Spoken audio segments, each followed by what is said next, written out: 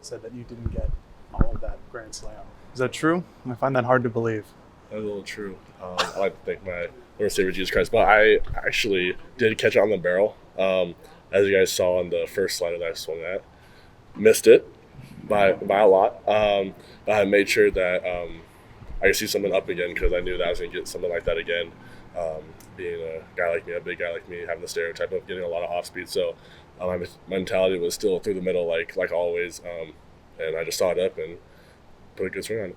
Okay, usually wants to be aggressive to come up with the bases loaded. You've had success, but just is it a different mindset? Do you try to stick with same approach? Is it hard to stick same approach in that situation to try to capitalize on those situations as well as you have? Yeah, sometimes the situations will change and it'll determine like how attack a pitcher or how I'll attack whatever he's throwing me. So in that instance, sometimes I just like to think to myself, if I'm ever in the box and thinking too much about a situation and thinking too much about a swing that I want to put on a ball, I just want to make sure I go back to my training and kind of fall back to my training and not rise to the occasion type of thing, and just put a good swing on the ball and kind of free myself up. Mason's kind of put together an All-American season in front of you. What kind of confidence does that give you hitting behind a guy like that? Oh, a lot. I mean, he's a dude that we're day in, day out working on our craft, and I've been playing with him since I was in high school, and doing a lot of the high school stuff with him. I already knew that he had the work ethic and the talent. So to me, I think it's awesome that like people can see what I've grown up with and how he can not only put on a show but also be a great teammate and put in not only confidence in me but everyone in the lineup and even on the bench. We all love, watching you hit dingers and all that stuff. But first inning you take that double the opposite field. I think the sixth or seventh inning, sixth inning you lay off 97 on the inside and take a walk. Just we all love the home runs, but how much pride do you take in doing the other things, taking that walk and that double the other way? Yeah, for sure. Something that I want to work on, like I said in the past this year, was being patient at the plate. I feel like being patient and looking for a pitch that I can drive and not a pitch that the pitcher is throwing can really benefit me a lot more and have me have success in the long run.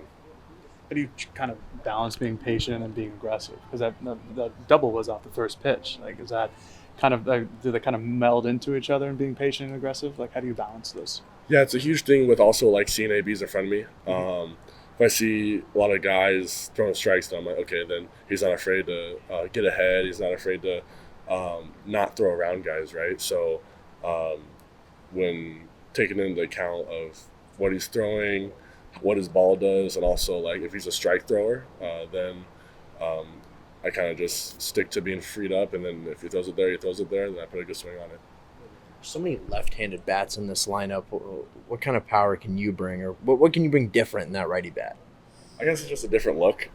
It's actually funny. The shortstop was talking and was like, "Wow, you guys have a bunch of lefties in this lineup." I'm like, "Yeah, it's me," and then obviously Ants is a switch hitter, so he doesn't count as anything. And so then we got Maloney. I kind of said that so wrong. I didn't even mean it. He counts as a great bat.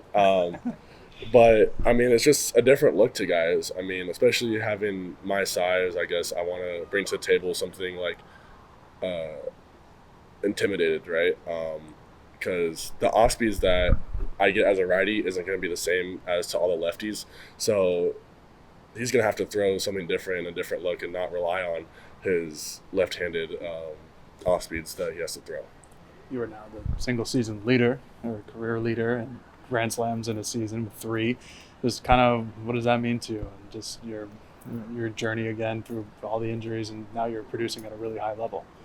Oh, I didn't know that, but I wanted to give that record to my teammates in this class. They've been huge on getting me better and getting me right mentally.